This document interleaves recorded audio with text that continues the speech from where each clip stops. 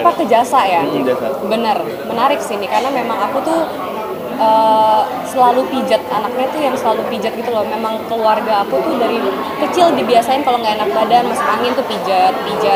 Jadi instead of ke dokter, kalau misalnya masih cuma sakit yang kayak flu, batuk, masuk angin tuh biasanya aku memang larinya ke pijat. Jadi aku merealisasikannya juga, aku bikin tempat pijat yang bukan cuma enak gitu loh Kak, tapi memang menyembuhkan. Ini memang buat orang-orang yang diperuntukkan yang doyan mijat gitu, yang kalau masuk angin harus dikerok, datang ke tempat aku. Namanya Pijetan You by the way, yang di Bekasi dan sekitarnya mampir ya.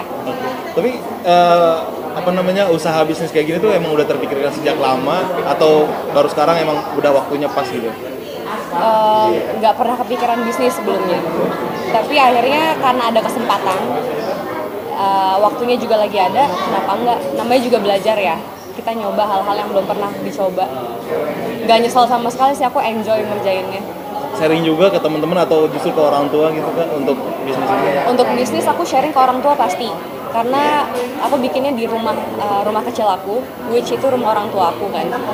Jadi udah pasti konsul sama mereka, izin juga, karena aku nggak bayar sewa, aku dikasih cuma-cuma sama orang tua aku, hehe pewaris gitu ya, sorry banget pewaris. Tapi sama teman-teman juga luar biasa banyak aku konsulnya, karena teman-teman aku udah banyak yang duluan berbisnis, udah ngerasain asam garamnya punya bisnis online, offline gitu. Jadi untuk kesulitan aku yang aku nggak ngerti itu aku banyak konsul juga ke teman-teman. Itu jadi bisnis pertama Kak Hana atau justru yang udah sekian kali?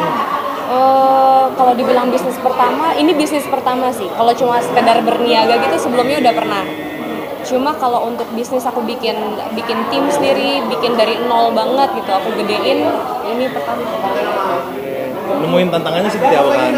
Namanya pertama gitu kan? Aduh, kalau dulu mungkin aku dengar orang berbisnis tuh kayak, aduh ada aja cobaannya gitu. Aku mikir kayak apa sih cobaannya berbisnis gitu? Apa sih? What the worst that could happen gitu kan? Ternyata ada. Dan tantangan berbisnis tuh datang selalu setiap saat gitu. Jadi menurut aku berbisnis tuh yang penting kita kuat-kuatan aja gitu untuk mempertahankan bisnis kita, karena kita nggak tahu nih kapan bisnis kita lagi drop, kapan bisnis kita lagi emang cuan banget gitu. Yang penting kuat mempertahankannya aja.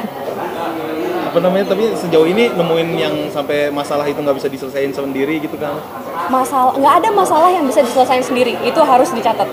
Semua masalah itu harus diselesaikan bareng-bareng dan sama orang yang ngerti gitu. Misalnya gitu, contoh kecil, hujan terus nih dari kemarin kan, toko aku banjir.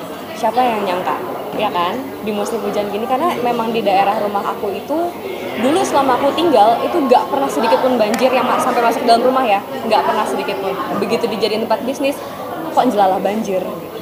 Nah, jadi ini hal yang di luar prediksi aku gitu. Jadi kita harus konsul sama orang yang ngerti bangunan, orang yang ngerti bikin aliran air keluar gitu biar nggak bocor lagi gitu kan. Terus kita konsul juga sama tukang yang memang ngerti caranya mengatasi bocor yang udah diatasi berkali-kali tapi tetap bocor gitu. Nggak ada masalah yang bisa selesai sendiri. Namanya juga kita makhluk sosial ya, harus saling tolong-menolong.